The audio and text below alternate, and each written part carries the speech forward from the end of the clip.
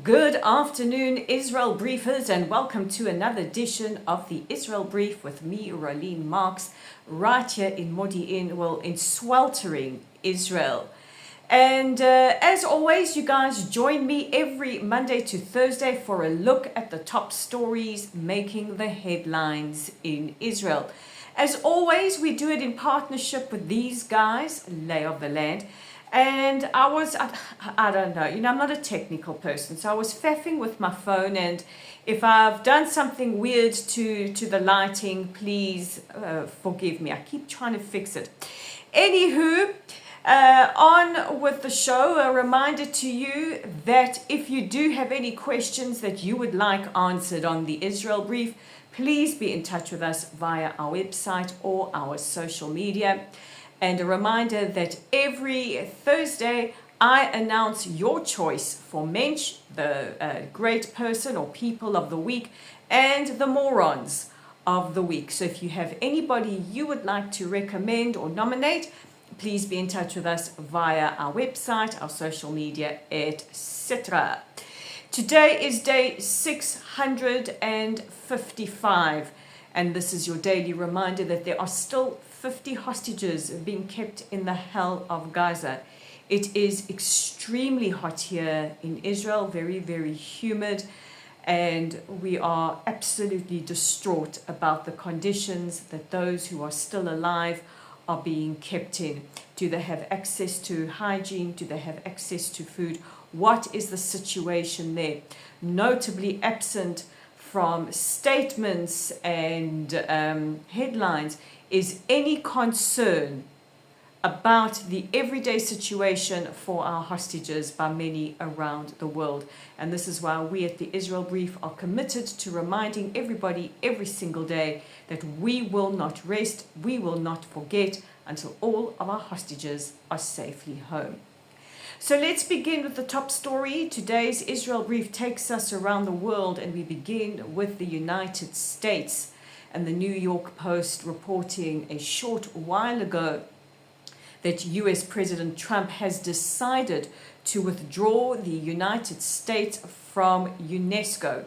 UNESCO is an agency part of the United Nations, and it is the UN scientific and cultural organization. Now, President Trump has said that UNESCO is anti-American and anti-Israel. And according to the report, the president asked for a 90-day review into UNESCO back in February. He said they need to re-examine their anti-Semitic, anti-Israel perspective, and also the fact that they are slanted or biased towards the Palestinians and towards China. Now, this is not the first UN agency that the president has pulled the US out of. Earlier this year, the president pulled the US out of the UN Human Rights Council. Israel followed suit, and we've heard from the nomination or the nominee who will likely be the US ambassador to the United Nations, that the intention is to see an end to UNRWA. That's the United Nations Relief Works Agency as well. Yesterday, 28 countries, including amongst others the United Kingdom, Spain, Ireland, Australia, Canada, Finland, and others, signed a letter calling on Israel to end the war in Gaza and to remove restrictions on entry to humanitarian aid. Now, as I've been telling you, basically on a weekly basis, you can monitor the aid going into Gaza yourself.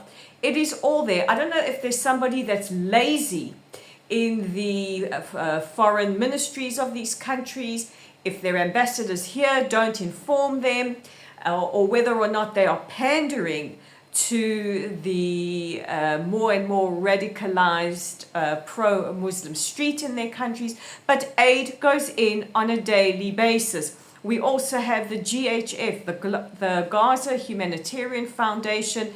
This is the joint Israel-US mechanism that to date has given 82 million meals directly to Palestinians working on the ground.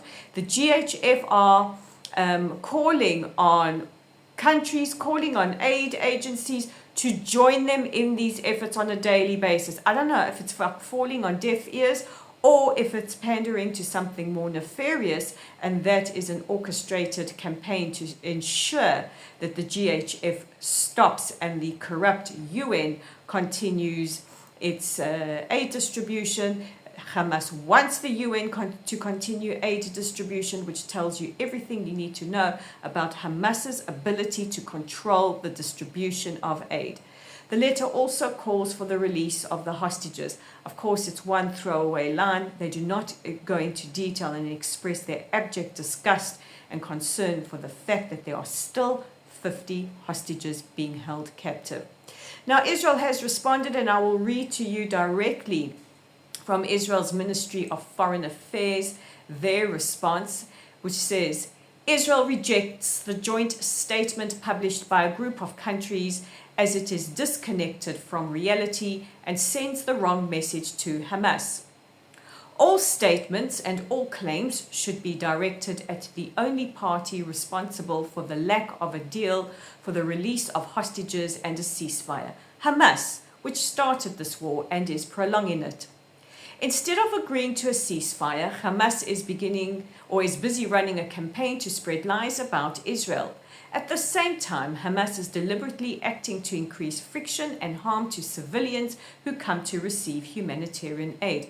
In fact, just an aside from the statement, there is footage of Hamas parading civilians in Gaza, men stripped down to their underwear through the strip, humiliating them because they dared go to the GHF distribution aid centers or aid distribution centers.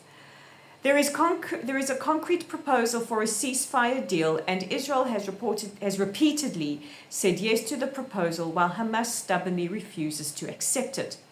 The statement fails to focus the pressure on Hamas and fails to recognize Hamas's role and responsibility for the situation. Hamas is the sole party responsible for the continuation of the war and the suffering on both sides. At these sensitive moments in the ongoing negotiations, it is better to avoid statements of this kind. Now, the foreign minister went on to tweet because Hamas had applauded or welcomed the statement. The foreign minister went on to tweet, if Hamas is giving you the stamp of approval, then you're not exactly doing anything right. Now to Belgium, where very worryingly yesterday 2 Israeli soldiers were briefly detained by the Belgian police following a complaint filed by the Hind Rajab Foundation and the Global Action Network. They accused the 2 Israelis of being complicit in war crimes.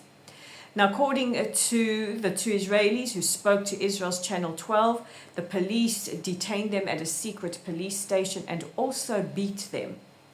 They were then released and have reportedly, or they are believed to have left the country. The Hind Rajab Foundation have said that the police are opening an investigation. This claim has not been confirmed by the police or any other source. However, the founder of the Hind Rajab Foundation has ties to Hezbollah. And finally, now to Greece, where Israel's Foreign Minister Gideon Sa'ar has spoken to his Greek counterpart, requesting some help with stranded Israelis aboard a Mano cruise ship. The cruise ship is stranded in the island of Syros, and this follows a sizable pro-Palestinian protest at the port. Now, the Israelis are not allowed to disembark out of concerns for their safety. Mano have said that the disembarkment will be slightly delayed while they see what happens with the protest. There are no police aboard the ship, and of course we have to keep the safety of the passengers as paramount. They have said that there will be a slight delay in disembarkment, and this will not disrupt any local tours on the island. The Israeli embassy in Greece is following the situation. They are monitoring, and they're doing everything they can to ensure that Israelis are able to disembark safely and without being harmed. But this is where we are in the world today. I mean, yesterday, reports of horrendous events across London. A woman was arrested for disturbing Jewish customers at a bagel shop who were eating their lunch. She threw their food at them. She shouted anti-Semitic slurs. She was later released on bail. We had another incident where a ultra-Orthodox Jew was chased by an anti-Israel protester in London. Another performance of the, I think it was the Royal Opera House, where one of the performers unfurled a Palestinian flag. He, of course, comes from a very, very privileged background. He is a non-binary, what he says, queer dance performer, and as written by the brilliant Brendan O'Neill, that if he had to go to Gaza, he would be pirouetting off the top of a building thrown off by Hamas. But this is where we are, and we, the Jewish people, and certainly we Israelis, feel that we are hunted down like animals wherever we may be in the world. And this brings me to today's audience question, and it comes from Rob in Charlottesville, Virginia, who says, how are Israeli civilians coping? And I'm really grateful for this question, because I think the world, certainly the global media, have forgotten that Israeli civilians are living through a war as well. Every single one of us has either attended the funeral of a soldier who has fallen in battle, or the Shiva, or has lost one or more people that we love to the war.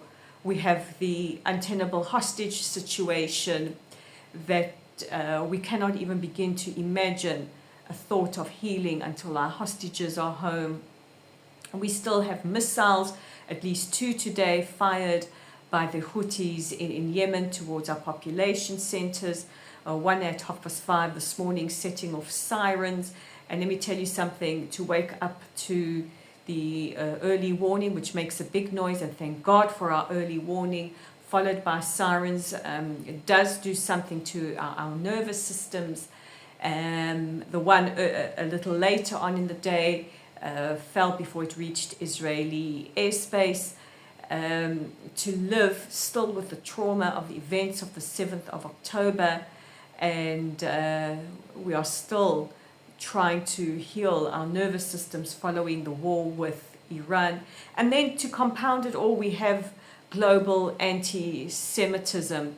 And for us in Israel, we are holding two emotions. We are holding profound trauma and yet resilience through it all. And the two things can exist at the same time. So it's difficult for us. It really means the world to all of us to know that we do have support out there, that we do have warriors for truth like you guys, people who are constantly praying for us. It means the world. So thank you very, very, very much.